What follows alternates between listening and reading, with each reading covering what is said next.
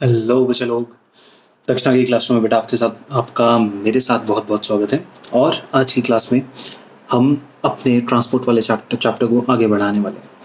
Chapter के अंदर आज टॉपिक स्टार्ट करना है प्लाज्मोलिसिस। इन प्लाज्मोलिसिस के बेटा कंसेप्ट्स पढ़ना समझना बेहद आसान है।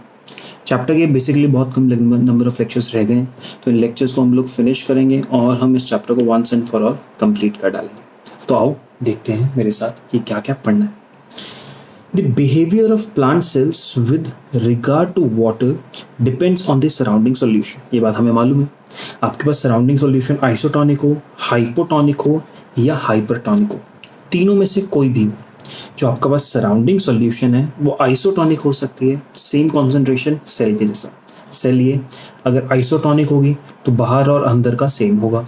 हाइपरटोनिक होगी, अगर आपके पास इसको हम हाइपर लिख दें तो हाइपरटोनिक होगी तो बाहर ज़्यादा कॉन्सेंट्रेशन होगा, आउटसाइड ज़्यादा हाई कॉन्सेंट्रेशन आउटसाइड। और हाइपोटोनिक होगी तो बाहर कॉन्सेंट्रेशन होगा कम।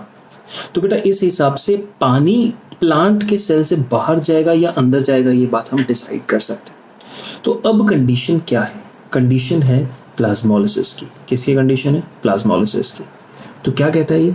देखो, plasmolysis occurs when water moves out of the cell, यानी सेल से बाहर पानी जा रहा है। तो अगर बाहर पानी जा रहा है तो कौन सी कंडीशन होगी? बाहर हाइपरटोनिक कंडीशन होगी, ये तो मालूम है। तो प्लाज्मोलिसिस क्या है? Occurs when water moves out of the cell and the cell membrane of the plant cell shrinks away from the cell wall. यहाँ देखिए आपके पास एक प्रॉपर टर्जिड सेल।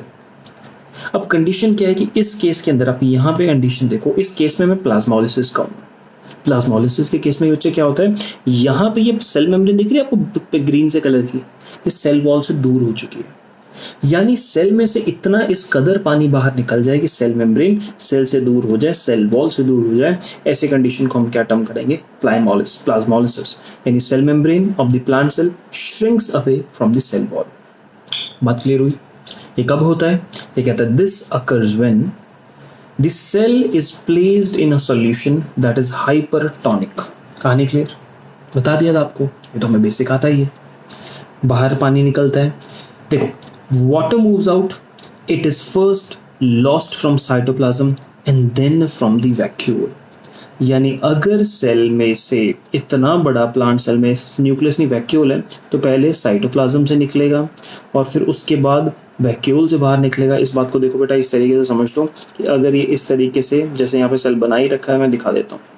पहले साइटोप्लाज्म से निकलेगा, फिर वैक्यूल से बाहर निकलेगा और ये पानी फिर इस तरीके से निकलेगा। यानी स्टेप 1, स्टेप 2, स्टेप 3। क्या आप लोग रिकॉग्नाइज कर पाए? दोबारा बना दे रहा हूँ ताकि आप लोगों को डायग्राम थोड़ा सा जूम करके दोबारा बना दे रहा हूँ, ध्यान से। दिस इज स्टेप 1, साइटोप्लाज्म से निकलना।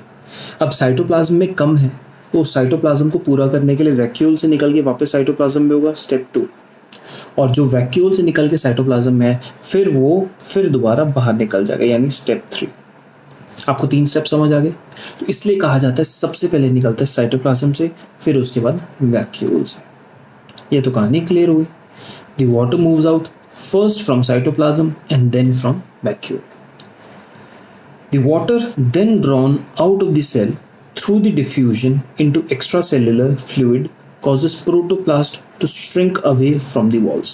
अब जब सेल से बाहर पानी निकला है तो वो प्रोटोप्लाज्म को श्रिंक करने के लिए कोशिश करेगा, मतलब फेवर करेगा कि देखो ना पानी बाहर निकल रहा है तो प्रोटोप्लाज्म का वॉल्यूम कम हो जाएगा, जाए ऐसी बात है, तो वो श्रिंक होना शुरू होता है बेटा।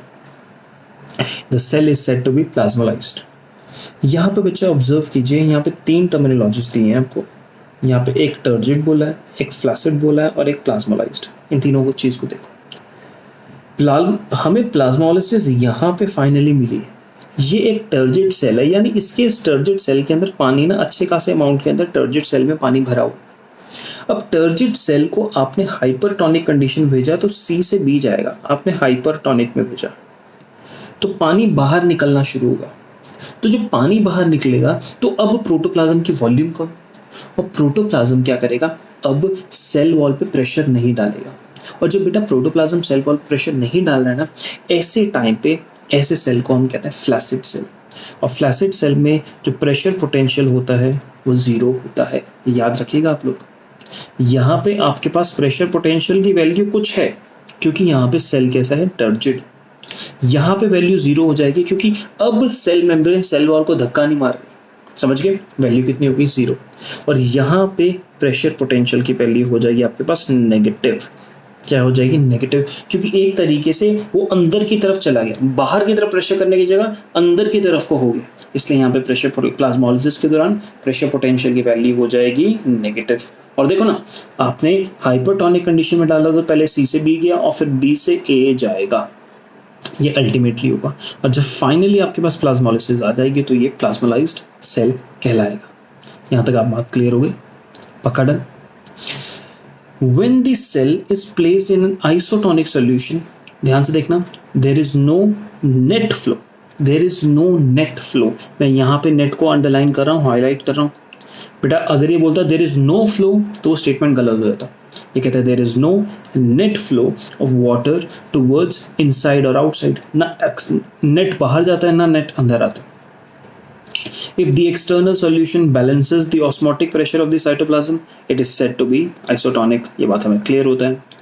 When, देखना, ध्यान से देखना, when water flows into the cell and out of the cell and are in equilibrium, यानी जब आप आइसोटोनिक कंडीशन में है तो पानी बाहर भी जा रहा है अंदर भी जा रहा है, ऐसे टाइम पे सेल को हम फ्लैसिड कहते हैं क्योंकि नेट प्रेशर बाहर की तरफ को नहीं है, पानी बाहर भी और अंदर दोनों तरफ आ रहा है, तो साइटोप्लाज्म का कुछ खास जोर है नहीं। अब प्लाज्मोलिसिस का जो प्रोसेस होता है वो कैसा होता है बेटा, रिवर्सिबल, ये ध्यान रखिएगा। When the cells are placed in hypotonic solution, higher water potential or dilute solution as compared to the cytoplasm, water diffuses into the cell causing the cytoplasm to build a pressure against a wall and that is called as Turger pressure। NCERT ने अब आपको यहाँ पे turgor pressure बोला है, मैं आपको turgor pressure पहले ही पढ़ा चुका, मैंने आपको टर्गर प्रेशर जो समझाया था, आई बिलीव आपको बात क्लियर है। तो अब अगर आपने प्लाज्मोलाइज्ड सेल को वापस डाला हाइपोटोनिक सोल्यूशन में तो पहले वो फ्लैसिड होगा और फ्लैसिड के बाद क्या बनेगा, अल्टीमेटली टर्जिड। टर्जिड में प्रेशर पोटेंशियल देख सकते हो, फ्लैसिड में प्रेशर पोटेंशियल देख सकते हो, बेटा प्लाज्मोलिसिस के अंदर प्रेशर पोटेंशियल आप ऑब्जर्व कर सकते हैं। क्या आपको प्लाज्मोलिसिस टोटल क्लियर हुआ, सिंपल था। ये नेक्स्ट एक simple topic, clear, done. Next topic है बेटा इम्बाइबिशन। इम्बाइबिशन क्या होता है, इम्बाइबिशन एक ऐसा रीजन है जिस रीजन की वजह से हमारे जो घर के दरवाजे होते हैं वो बरसातों में during the rainy season, during the monsoon swell हो जाते हैं। इम्बाइबिशन बड़ा ही एक नेचुरली अकरिंग फिनोमेना है। बेटा आपने देखा कि एक छोटा सा प्लांट इतने बड़े पत्थर के बीच में से निकलता हुआ आ रहा है, हमें मालूम है ना बेटा, आप खुद से दिमाग लगाओ कि हमें मालूम है कि आप सोचिए कि मिट्टी में कोई पौधा लगता है, राइट, पौधा कितना नाजुक होता है, छोटा सा, लेकिन कभी कभी हम देखते हैं कि पौधा निकल के ना हमारी छत की में कोई छोटा सा क्रैक था वहां से निकले आ रहा है या किसी पत्थर में से निकल के आ रहा है, कैसे? तो मैं एक बात बताता हूँ, हमारे पास आज के टाइम पे ना लोहा है, हथौड़ा है, जिसको हैमर कहते हैं, तो उसकी मदद से भी ब्रेक दी स्टोन्स। पुराने टाइम पे जो बहुत बड़े बड़े स्टोन्स थे ना, बहुत बड़े बड़े स्टोन्स, उनको तोड़ना होता था। तो बेटा ये लोग ना, ये जो पुराने इंसान थे, मतलब वो क्या करते थे, उनके पास इतने बड़े हथियार नहीं थे, उनके पास जेसीबी मशीन नहीं थी कि बहुत बड़े बड़े पत्थर को तोड़ सके। तो वो क्या करते थे, वो ना पत्थर पे थोड़ा चोट करके छोटा छोटा ना क्रैक डालते थे और उस क्रैक के अंदर ना बेटा एक बीज डाल देते थे। क्या? उस क्रैक के अंदर क्या डालते थे? एक बीज, एक सीड। और फिर क्या करते थे, उस सीड के ऊपर ना पानी डालते थे। सीड क्या करती है? पानी एब्जॉर्ब करती है। और अब मेरी बात ध्यान से सुनना, सीड पानी एब्जॉर्ब करती है और एब्जॉर्ब करने के बाद स्वेल करती है। स्वेल करेगी, क्रैक थोड़ा बड़ा होगा। तो इतने बड़े पत्थर में मल्टीपल क्रैक्स करके उनके अंदर सीड डाल के पानी डालना शुरू किया। सीड पानी मतलब सोख के फूल गई, मतलब स्वेल हो गई, और स्वेल होने की वजह से पूरा पूरा पत्थर टूट गया। आज के लेक्चर में इम्बाइबिशन के साथ मुद्दे की बात है, पत्थर का टूटना नहीं है, मुद्दे की बात है वो सीड का स्वेल होना। Imbibition क्या है? Imbibition is a special type of diffusion when water is absorbed by solids, colloids, causing them to increase in volume। यानी उनका क्या होना? स्वेल होना। क्या आपको बात समझ आ रही है? कोई सॉलिड जैसे एक सीड, कोई कोलॉइड, कोई एक ऐसी चीज जो अपना पानी एब्जॉर्ब करने के बाद, डिफ्यूजन का तरीका है, जो पानी एब्जॉर्ब करने के बाद क्या हो जाएगा, स्वेल हो जाएगा, उसकी वॉल्यूम इंक्रीज हो जाएगी। बात समझ आ रही है, क्लियर ना? The classical examples of imbibition are absorption of water by seeds and the dry wood. सूखी हुई लकड़ी, सीड्स पानी एब्जॉर्ब कर लेते हैं इम्बाइबिशन के थ्रू। ये लाइन ध्यान रखना बेटा। The pressure that is produced by swelling of the wood had been used by prehistoric man to split rocks and boulders. अभी आपको ये बात समझाई। If it were not for the pressure due to imbibition, seedlings would not have been able to emerge out of the soil into the open. They probably would have had been not able to establish. कहने का बात क्या है कि आपने एक बीज उठा के मिट्टी में डाल दिया और मिट्टी को ऊपर से बंद कर दिया। इतना नन्हा सा बीज, छोटा सा बीज, इतने सारे प्रेशर को कैसे बर्दाश्त करेगा? यही तो मेरा मुद्दा है। तो इतना नन्हा सा बीज इतने सारे प्रेशर को बर्दाश्त करने के लिए बेसिकली कैसे गेम चलता है बेटा, वो एब्जॉर्ब करता है पानी, फूल जाता है और वो इतनी स्ट्रॉन्ग फोर्स होती है कि मिट्टी को फाड़ के निकल पड़ता है। यहाँ तक आपको बात क्लियर हो गई? Imbibition is also diffusion since water movement is along a concentration gradient. याद रखना, seeds and any such materials have almost no water, hence absorb water easily. क्या आपको ये वाली बात आपको यहाँ तक क्लियर हो गई? इम्बाइबिशन भी एक तरीके का डिफ्यूजन ही है। Water potential gradient between the absorbent and the liquid imbibe, जो एब्जॉर्ब कर रहा है और जो लिक्विड एब्जॉर्ब हो रहा है, is essential for imbibition. In addition, for any substance to imbibe any liquid, affinity between adsorbent and the liquid is prerequisite। बेटा यहाँ पे adsorbent लिखा है, इसको absorbent भी कर दो, कोई टेंशन नहीं। क्या कहने का मतलब है, अब आप एक सीड को लेते हो और सीड के बाहर ऑयल रख देते हो, सीड के बाहर पेट्रोल रख देते हो और सीड के बाहर वाटर रख देते हो, तो तीनों में से सीड क्या करेगा ना, वाटर को एब्जॉर्ब कर लेगा, इसको नहीं करेगा। यानी सीड को वाटर पसंद भी होना चाहिए, यानी एफिनिटी देखना चाहिए। कहते हैं कोई भी सब्सटेंस जो किसी भी लिक्विड को एब्जॉर्ब कर सके, उसके लिए हमें उन दोनों के बीच में एफिनिटी चाहिए। तो सीड और वाटर के बीच में एफिनिटी है, लेकिन सीड और पेट्रोल के बीच में कोई एफिनिटी नहीं है। आपको ये वाली बात आपको क्लियर हो गई? बस यहाँ तक बेटा आपका ये कंप्लीट करा के इम्बाइबिशन आपको फिनिश करा देता है। डन, इम्बाइबिशन खत्म। अब हमारा टॉपिक बनता है long distance transport of water. देखो यार, अपने को ना क्या पढ़ना है, वाटर ट्रांसपोर्ट। ध्यान से देखना, इम्पॉर्टेंट है। वाटर ट्रांसपोर्ट क्या हो सकता है, दो तरीके का।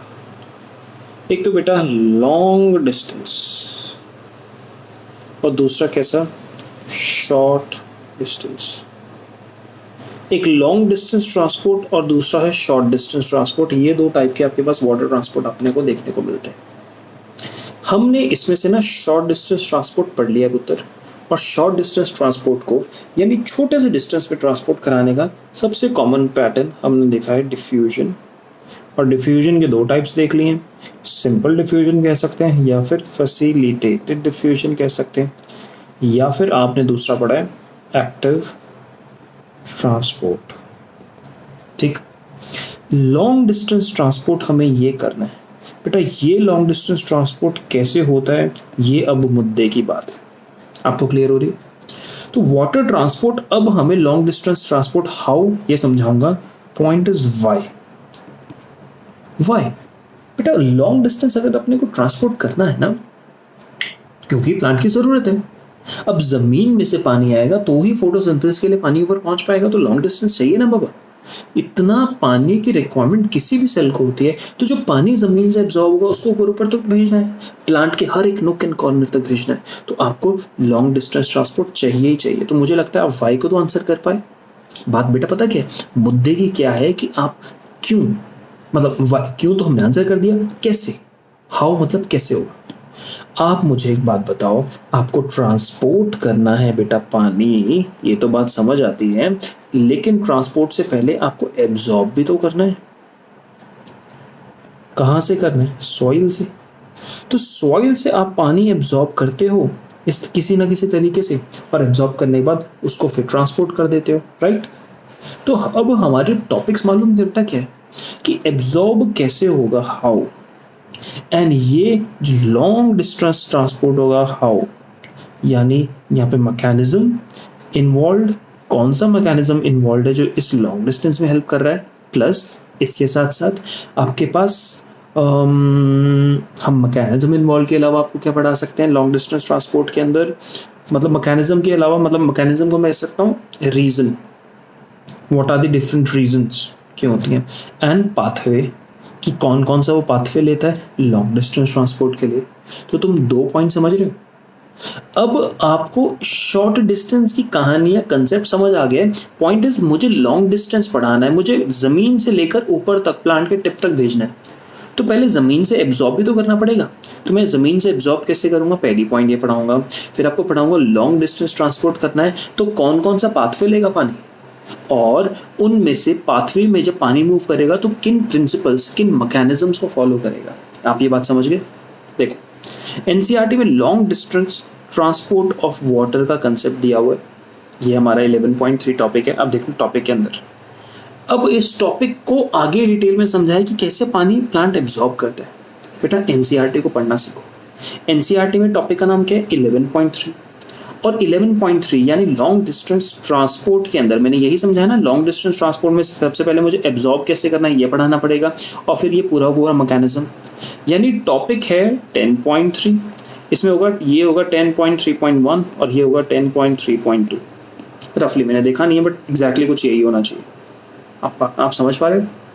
हम कॉपी में क्यों अच्छे से समझ पाते हैं, एनसीईआरटी क्यों हमें खुद से पढ़ने में नहीं समझ आती, बेटा ये कारण है। इसलिए एनसीईआरटी को आप लोग खुद से कैसे समझ सकते हैं ये कहता हूँ। लॉन्ग डिस्टेंस ट्रांसपोर्ट, इसमें हमने प्लांट ने पानी एब्जॉर्ब कैसे किया, बेटा हम ये पूरा पढ़ेंगे। एब्जॉर्ब करने के बाद वो कौन कौन सा पाथवे ले रहा है, वो पाथवे, और पाथवे के साथ साथ आपके पास पाथवे के अंदर क्या क्या कैस्पेरियन स्ट्रिप एंडोडर्मिस कैसे काम करता है ये सब पढ़ाऊंगा। और water movement of the plant mechanism क्या है। मैकेनिज्म के लिए रूट प्रेशर नाम का एक मैकेनिज्म होता है, और दूसरा आपके पास एक ट्रांसपिरेशन पुल थ्योरी होती है। ये 2 चीज़ होती है बेटा मैकेनिज्म में जो आती है। तो ये मैकेनिज्म और ये सब बातें बेटा आज के लेक्चर में फिनिश ऑफ करेंगे। करें शुरू। देखो आपको ना कंसेप्ट पढ़ाने से पहले मैंने बता दिया कंसेप्ट में क्या क्या आएगा। हमें अगर इस तरीके से पता लग जाता है ना, तो हमें ना कभी भी सब्जेक्ट को, कंटेंट को, जितना भी हमें बात पढ़ाई जाती है उसमें हम गुम नहीं हो जाते, उसमें हम कंफ्यूज नहीं होते। हमें पता होता है कब कौन सी चीज़ कैसे कहाँ हो रही है। करें बेटा शुरू। Good. Long distance transport of water. At some earlier stage, you might have carried experiment where you had placed a twig bearing white flowers in a colored water and had watched it turn color. English इतनी खतरनाक बोलते हैं, समझा देता हूँ simple सी बात। भैया क्या हुआ कि आप एक गुलाब लीजिए जो सफ़ेद कलर का है। अब उस गुलाब के ऊपर आप एक अलग सा कलर करना चाहते हैं, तो आप क्या लीजिए, इस तरीके से एक ये ऐसे लो, यहाँ पे आपको भर देना है, समझ लो कौन से कलर का आप चाहते हो, ब्राउन कलर का रोज। तो पहले आप इसके अंदर इस तरीके से ब्राउन कलर का वाटर इस तरीके से भर देंगे। याद रखना कलर्ड वाटर भर देंगे। यहाँ पे रोज की इस तरीके से डंडी लेंगे, और अपने पास समझ लो, मैं ब्लू से दिखा रहा हूँ बट ये आपके पास समझ लो ये रोज नहीं है, ये रोज, मान लो ये रोज है, मान लो हाइपोथेटिकली, अरे मान लो ना। तो ये अपने पास समझ लो व्हाइट कलर का रोज। तो अब ये क्या करेगा, नीचे से पानी एब्जॉर्ब करता है, पानी धीरे धीरे ऊपर जाएगा, क्योंकि यहाँ से ट्रांसपिरेशन होनी है, यहाँ से इवेपोरेशन होनी है। जिंदा है ना बेटा ये प्लांट, मरता नहीं है, काटने के बाद एकदम फ्लावर मरता नहीं, जिंदा होता है। तो ये यहाँ से पानी एब्जॉर्ब करता है और इस तरीके से यहाँ से इवेपोरेट करता है। बट पानी के साथ साथ कलर भी तो आ रहा है, इसलिए कुछ टाइम बाद क्या होता है, इन पत्तियों का जो व्हाइट कलर की होती हैं ये कुछ टाइम बाद ब्राउन हो जाती है। तो इसी तरीके से बेटा ब्लैक रोज भी बना सकते हो, रोज रेड होता है, आप ग्रीन रोज भी तो बना सकते हो। कितने टाइप के अलग अलग रोज बना सकते हो, एक्सपेरिमेंट सब कर सकते हो घर पे। ये करके देखना अपने साथ, बड़ा अच्छा होता है और फायदे भी बहुत हैं इस एक्सपेरिमेंट के, बता रहा हूँ मैं तुम लोगों को। आप अपना दिमाग चला लो, तो बहुत इंटेलिजेंट बच्चे हो तुम लोग, है ना। क्या क्या फ़ायदे हो सकते हैं अलग अलग कलर के गुलाब के, तो समझ लो। ठीक है, समझ गए ना। बढ़िया। On examining the cut end of the twig, ये सब बकवास कुछ नहीं। ये कहते हैं long distance transport of substance with in a plant can not be bye diffusion alone. ये मुद्दे की बात है। डिफ्यूजन बेटा बेहद सिंपल और स्लो प्रोसेस है, इसलिए लॉन्ग डिस्टेंस अकेला डिफ्यूजन से तो नहीं हो सकता है। इसीलिए अब अगर आपको लॉन्ग डिस्टेंस ट्रांसपोर्ट करना है तो कहता है in large and complex organism often the substances have to be moved to long distances. Sometimes the site of production or absorption and site of storage of are too far from each other. पत्ती में खाना बना, root में store हुआ, root से पानी absorb किया, पत्ती तक गया, यानी लॉन्ग डिस्टेंस की जरूरत है। डिफ्यूजन और एक्टिव ट्रांसपोर्ट सफिशिएंट नहीं है, इसीलिए special long distance transport systems become necessary so to move substances across long distances at a much faster rate. यानी हमें कोई ऐसे हथकंडे, हमें कोई ऐसे तरीके अपनाने पड़ेंगे जो लॉन्ग डिस्टेंस काम कर सकेंगे, पहली चीज, और दूसरी चीज मच फास्टर रेट पे, स्पीड ज्यादा होगी। तुम कहोगे सर एक्टिव ट्रांसपोर्ट की स्पीड भी तो बहुत ज्यादा होती है। बिल्कुल होती है बेटा, लेकिन एक्टिव लॉन्ग डिस्टेंस ट्रांसपोर्ट नहीं कर सकते। क्यों नहीं कर सकते? क्योंकि वो एक सेल से दूसरे तीसरा सेल, तीसरे चौथा सेल, अब सेल टू सेल मूव करोगे भाई दिक्कत हो जाएगी। आप समझ रहे हो? अगर आपको एक जगह से दूसरी जगह जाना है तो क्या करो, आप एक घर की छत पे चढ़ो, कूद के फिर दूसरे घर की छत पे जाओ, फिर तीसरे घर की छत पे जाओ, फिर चौथे घर की छत पे जाओ, और कूदते कूदते जाते रहो। या फिर आप रोड पे एकदम आराम से निकल जाओ, कौन सी स्पीड में पहुंचोगे? आपको एक स्पेसिफिक पाथ में मिलेगा तब ज्यादा स्पीड होगी, या कूदते कूदते जाओगे तब ज्यादा स्पीड होगी? जायज सी बात है ना बेटा, रोड से निकलोगे। यही चीज प्लांट को भी क्या चाहिए था? एक रोड जैसा स्ट्रक्चर चाहिए था, इसलिए faster process long distance connectivity के according. Water and minerals and food, ध्यान रखना, पानी, मिनरल्स और खाना जनरली मूव बाय मास और बल्क फ्लो। यानी रोड एक रास्ता बना दिया और यहीं पे सारा सामान डाला, ट्रक, गाड़ी, साइकिल, मोटरसाइकिल, जितना भी सामान था, फूड, वाटर, मिनरल, ये सब कुछ एक ही जगह डाल दिया। और बल्क फ्लो मतलब थोक के भाव में चल रहा है, मतलब बिना टेंशन के, बिना रुके बम बम बम करके एकदम भागते जा रहे हैं। Mass flow is the movement of substances in bulk और इन मासे। ये वर्ड भी ध्यान रखना, बल्क का मतलब थोक में, थोक का मतलब बिना सोचे समझे कि बस निकल गए और चल पड़े, ज़्यादा दिमाग नहीं लगाना है, कॉन्सेंट्रेशन वगैरह का दिमाग नहीं लगाना, मस्त एकदम चल पड़ो। ध्यान रखना, बल्क के अंदर जब मैं बात कर देता हूँ, यहाँ पे बल्क की बेटा मैं बात कर देता हूँ, यहाँ पे कॉन्सेंट्रेशन काम नहीं करती। डिफ्यूजन में कॉन्सेंट्रेशन इंपॉर्टेंट होती है, बल्क फ्लो में कॉन्सेंट्रेशन इंपॉर्टेंट नहीं होती। समझाऊंगा कैसे। और यहाँ पे बात हो रही है फ्लो की, बहाव की, और बहाव यानी फ्लो, यानी कहाँ पर ये फ्लो मिलेगा? रोड पे। अब आप खुद का दिमाग सोचो बेटा, यहाँ पे मैं एक डायग्राम बना के दिखा रहा हूँ, बहुत ध्यान से समझना। रूट से जाइलम, जाइलम हमारा रोड है, रूट हमारा रोड नहीं है। यानी यहाँ पे देखो सॉइल, सॉइल से रूट में आया बाय डिफ्यूजन और एक्टिव ट्रांसपोर्ट। ये ध्यान समझना, सॉइल से रूट में एक्टिव ट्रांसपोर्ट, और रूट से यहाँ जाने के बाद यहाँ पे हुआ बल्क फ्लो, जिसको बल्क फ्लो को एन मास से कहते हैं। और ये वाला जो पोर्शन है नॉट कॉन्सेंट्रेशन डिपेंडेंट, ये कॉन्सेंट्रेशन डिपेंडेंट नहीं होता। यहाँ पे अगर मैं डिफ्यूजन की बात करूँ तो ये कॉन्सेंट्रेशन डिपेंडेंट होता है बेटा। समझ रहे हो कंसेप्ट? कंसेप्ट दिमाग में पड़ रहा है ना, क्योंकि एनसीईआरटी ने जो बात छुपे हुए शब्दों में कहना चाहिए वो मैं आपको बात समझा चुका हूँ। क्लियर होगी बात? वापस आते हैं, देखते हैं एनसीईआरटी क्या कहते हैं। The mass flow is the movement of substances in bulk or en masse from one point to another as a result of pressure differences। क्यों पहुंच रहा है एक जगह से दूसरी जगह? क्योंकि pressure differences हैं, यहाँ पे concentration नहीं। As a result of pressure differences between two points, यहाँ से अगर डायरेक्शन ऑफ मूवमेंट बेटा इधर है तो आप बिल्कुल कह सकते हैं कि इधर होगा आपके पास हाई प्रेशर और इधर होगा लो प्रेशर। तो हाई प्रेशर से लो प्रेशर की तरफ मूव कर रहा है, कॉन्सेंट्रेशन डिपेंडेंट नहीं है, क्रॉस लगा रखा है, कट नहीं है, प्रेशर डिफरेंस की वजह से मूव करता है। It is the characteristic of mass flow that substances whether in a solution और सस्पेंशन, किसी भी तरीके से हो, वो बहाव में बहते चले जाते हैं सबके सब सेम स्पीड पे, जैसे जैसे एक रिवर में बह रहे हैं। आप ऑब्जर्व कीजिए बेटा कि यहाँ पर मेरे पास दो सेल हैं, सेल के अंदर समान एक डायरेक्शन में जाता है, समझ लो सब्सटेंस बी अलग डायरेक्शन में जाता है, सब्सटेंस सी अलग डायरेक्शन में जाता है। ये डिफ्यूजन का कैरेक्टरिस्टिक है, ये तो हमें मालूम है। सब्सटेंस ए जो रेड एरो से वो समझ लो एक डायरेक्शन में जा रहा है, सब्सटेंस ए यहाँ पे 100 है और यहाँ पे 0 है, वैल्यू भी हम करके देख लेते हैं 100 और 0। सब्सटेंस बी की वैल्यू है यहाँ पे 20, यहाँ पे 10, और सब्सटेंस सी की वैल्यू है बेटा यहाँ पे 40, यहाँ पे 10। तो अब दिमाग लगाओ, सबसे फास्टेस्ट फ्लो रेड ग्रीन, ये रेड ब्लू या ऑरेंज, सबसे फास्टेस्ट फ्लो किसका होगा? रेड का। उसके बाद ऑरेंज का, और उसके बाद ब्लू का। डायरेक्शन यानी अब आप जब डिफ्यूजन देखते हो तो डिफ्यूजन में अलग अलग सब्सटेंसेस अलग अलग डायरेक्शन में जाते हैं। पॉइंट इज पहला 1 और दूसरा अलग अलग स्पीड से जाते हैं बेटा। लेकिन जब आप बल्क फ्लो की बात करते हो तो यहां कहता है मास फ्लो में सब्सटेंसेस चाहे सॉल्यूशन में हो, चाहे घुल गए हो, चाहे बिना घुले हुए हो, चाहे अब मास फ्लो में सामान जो जा रहा है, कुछ सामान पानी में घुल के जा रहा है और कोई ऐसा भी तो सामान हो सकता है जो वाटर में डिसॉल्व ना हो, वो भी तो बहे जा रहे हैं ना, और सबके सब सेम स्पीड से पहुंच रहे हैं। और चाहे वो सॉल्यूशन में हो चाहे सस्पेंशन में हो, are swept along at the same pace, वो बहे जा रहे हैं सेम स्पीड से बिना रुके। मूव इंडिपेंडेंटली, एक और बात, रुको गलत लाइन, उल्टा पढ़ लिया। Are swept along same pace as in the flowing water, ध्यान रखना। दिस इज अनलाइक, ये डिफ्यूजन की तरह नहीं है। डिफ्यूजन में तो सब इंडिपेंडेंटली मूव करते हैं, ऑन द कॉन्सेंट्रेशन ग्रेडियंट के अकॉर्डिंग मूव करते हैं डिफ्यूजन में, और ये डिफ्यूजन के अनलाइक है, यानी डिफ्यूजन के जैसा नहीं है, यानी इंडिपेंडेंट मूव नहीं करते, सब लोग एक ही बहाव में एक ही स्पीड से एक ही हिसाब से चलते रहते हैं, चाहे डिसॉल्व हुए चाहे ना हुए डिसॉल्व। बात क्लियर हो रही है? Bulk flow can be achieved either due to positive hydrostatic pressure or negative hydrostatic pressure। ये बड़ी बात, बड़े ध्यान से समझना। Bulk flow positive hydrostatic pressure, negative hydrostatic pressure.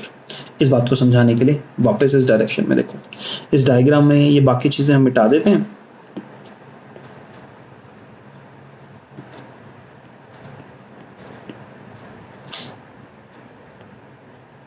अब देखो बेटा, बल्क फ्लो देखें, मैंने कहा bulk flow from region of high pressure to the region of low pressure होती है, राइट?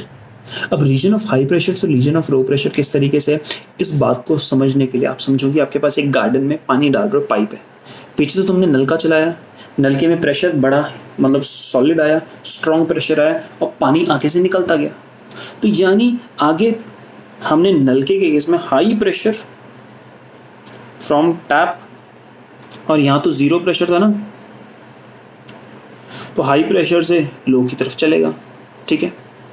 अब आप क्या काम करो, यहाँ पे जीरो प्रेशर रखो, अब अपने पास जहाँ से मूवमेंट हो रही है, और यहाँ पे नेगेटिव प्रेशर रखो।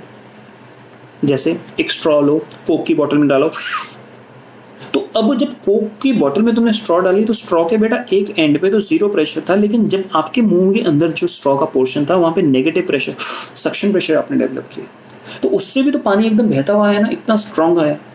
यानी अब आपके पास जो बल्क फ्लो है, ये bulk flow positive hydrostatic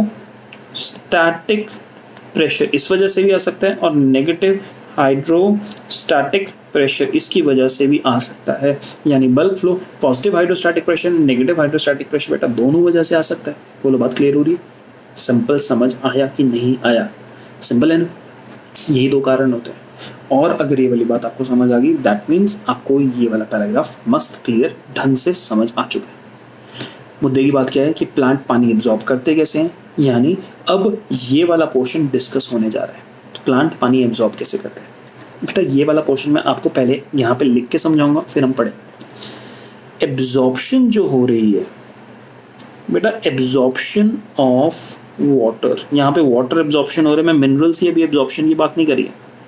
water की एब्जॉर्प्शन दो तरीके से होती है, एक्टिव, पैसिव, और कैसे मिनरल्स के साथ ये कनेक्टेड है समझाऊंगा। पैसिव का मतलब है डिफ्यूजन। क्या मतलब है? डिफ्यूजन। तो अब वाटर की एब्जॉर्प्शन आपके पास डिफ्यूजन से भी होती है, एक्टिव से भी। कंडीशन क्या होती है मालूम, समझो जरा एक बात को। जब प्लांट में जाइलम का एक एंड लीफ, यानी जाइलम रूट से शुरू हुआ और यहाँ पे लीफ तक गया, राइट। अब लीफ ने यहाँ से इस तरीके से ऊपर कर दी ट्रांसपिरेशन। अब ट्रांसपिरेशन यानी इवेपोरेशन, तो यानी यहाँ पर क्या हुआ, सक्शन प्रेशर। क्या हुआ? Suction pressure.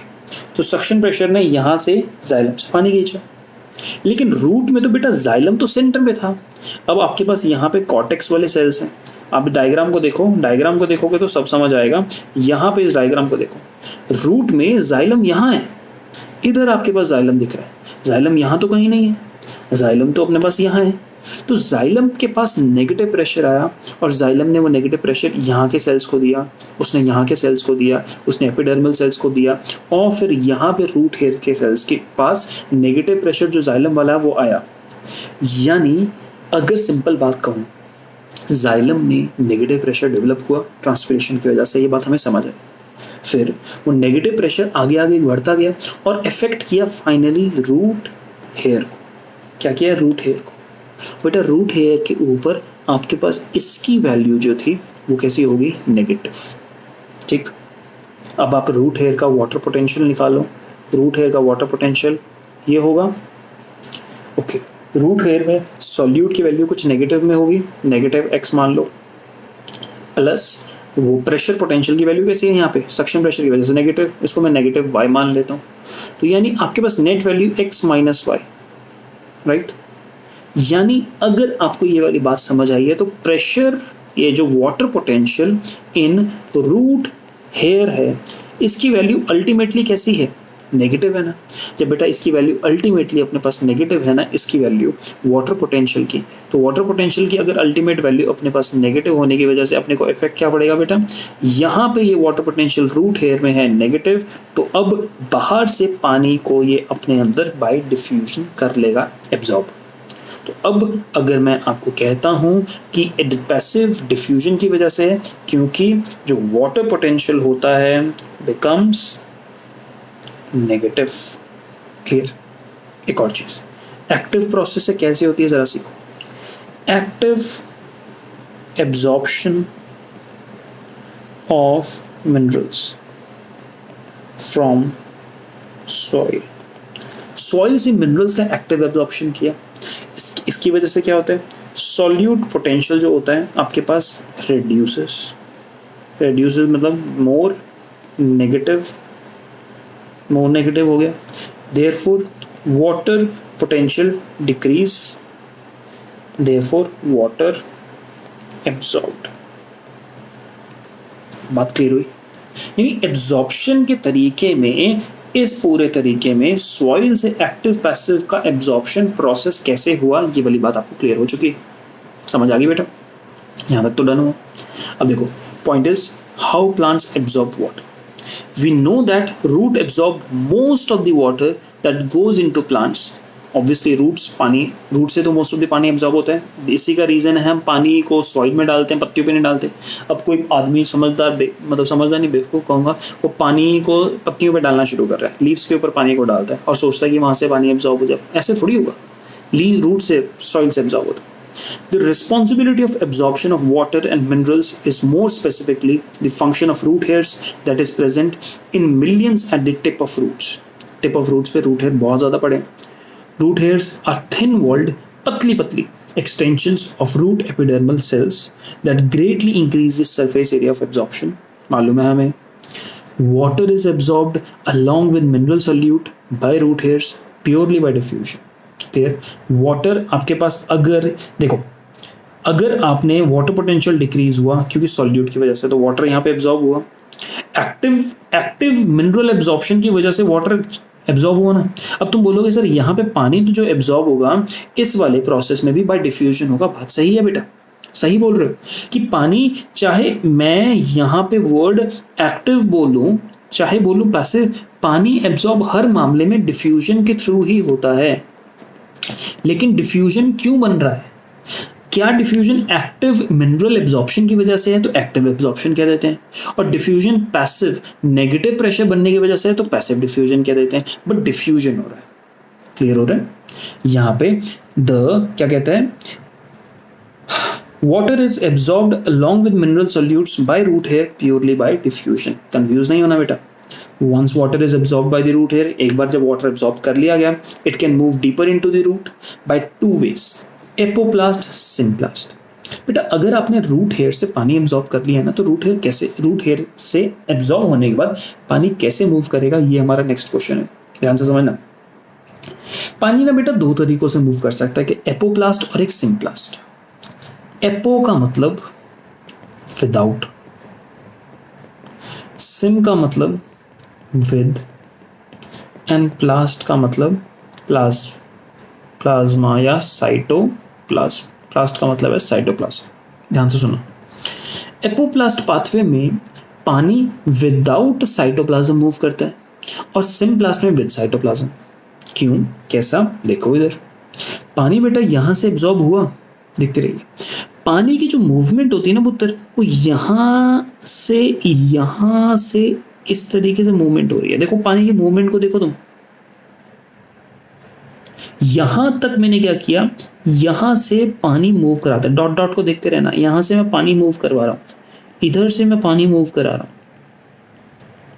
और ऐसा क्यों कर रहा हूं, समझो क्या होता है ना बच्चे, पानी जो है वो मेम्ब्रेन को ना लिपिड्स की वजह से डायरेक्टली क्रॉस नहीं कर सकता, तो मेम्ब्रेन में हमें फैसिलिटेटेड डिफ्यूजन के लिए एक्वापोरेंट्स डालने होते हैं।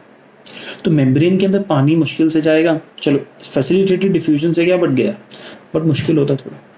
ऊपर से सेल की साइटोप्लाज्म की सर्कुलेशन यानी साइक्लोसिस चल रही होती है, तो पानी जो अंदर आता है वो पानी इसके साथ घूमने लगता है और फिर पानी यहाँ से यहाँ मूव करेगा। छोटे छोटे रास्ते हैं प्लाज्मोडेस्माटा के, जैसे पानी मूव करेगा। तो दिक्कत क्या है कि अगर पानी साइटोप्लाज्म में आ जाए तो इसकी मूवमेंट ना कंपैरेटिवली मुश्किल है। और ऊपर ये जो सेल वॉल वाला इलाका होता है ना बेटा, ये एकदम ना जाली जैसा होता है, एक जालीदार कहते हैं, लाइक अ मेश। तो यहाँ से पानी जो होता है ना बिना रुके टुके एकदम बिना किसी टेंशन के मूव करता है।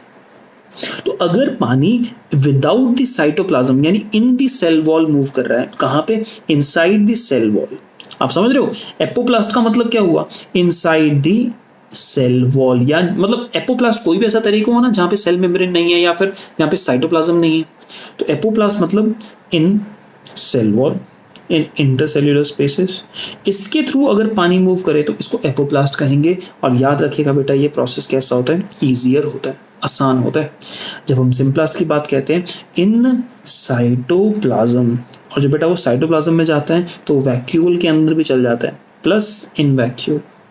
कहानी क्लियर हो गई। तो अब आप देखो इजी और हार्ड कौन सा होगा, जाहिर सी बात है ना सिम्प्लास्ट पाथवे हार्ड होगा। तो यहाँ पे पानी एब्जॉर्ब होता है, इस तरीके से आया, इस तरीके से आया, चलता गया, देखो चलता गया, तो एपिडर्मिस से सेल्स के कॉर्टेक्स के सेल में मस्त एपोप्लास्ट गया, कुछ स्मॉल अमाउंट ऑफ गया सिम्प्लास्ट के थ्रू। अब जब कॉर्टेक्स से एंडोडर्मिस में आता है तो हमें रियलाइज होता है बेटा एंडोडर्मिस में यहाँ पे सेल वॉल में ना किस चीज की डिपोजिशन होती है, कैस्पेरियन स्ट्रिप, जो सिब्रिन का बना हुआ है। किसका बना है, सिब्रिन। और सिब्रिन तो कैसा होता है, वाटर प्रूफ होता है। ये तो बात अपने को आती है ना, बिल्कुल आती है, बोलो सिब्रिन कैसा होता है बेटा, वाटर प्रूफ। तो देखो दिमाग लगाओ, यहाँ से वाटर आ रहा है और टोइन टोइन टोइन फंस गया, नहीं वाटर जा ही नहीं पा रहा है। तो वाटर को पता है कि अब मैं एपोप्लास्ट तो भैया आगे नहीं बढ़ सकता हूं, तो why don't I do this thing, I go symplast. यानी अगर मैं आपसे कहूंगा कि यहां पे एंडोडर्मिस है तो एंडोडर्मिस से पहले एपो प्लस सिम, और एपोप्लास्ट से मेजर फ्लो होता है, और जब इसके बाद जाता है तो यहाँ पर क्या होता है, सिम्प्लास्ट। क्या आप यहाँ पे देखो कोई ऐसा एरो देख रहे हो, एनसीईआरटी ने बनाया हुआ नहीं ना, एरो बेटा यहाँ दिखाई दे रहा है, क्या इधर कोई एरो दिखाई दे रहा है, नहीं।